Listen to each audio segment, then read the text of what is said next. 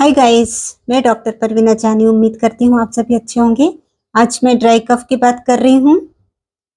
Dry cough में मरीज को खांसते खांसते छाती में दर्द होने लगता है और खाने पीने से राहत मिलती है। पूरा रेस्पिरेटरी ट्रैक्ट एकदम ड्राई हो जाता है, जिसके कारण बहुत अधिक तकलीफ होती है। बार्किंग टाइप ऑफ कफ होता है, जिसे कुत्ता खांसी के नाम से भी जाना जाता है। तो इस तरह की खांसी हो जाने पर स्पॉन्जिया टोस्टा 30 4-5 ड्रॉप्स दिन भर में 4-5 बार आप 6-7 दिन तक कंटिन्यू करेंगे तो आपको खांसी में बहुत अधिक राहत मिलेगी।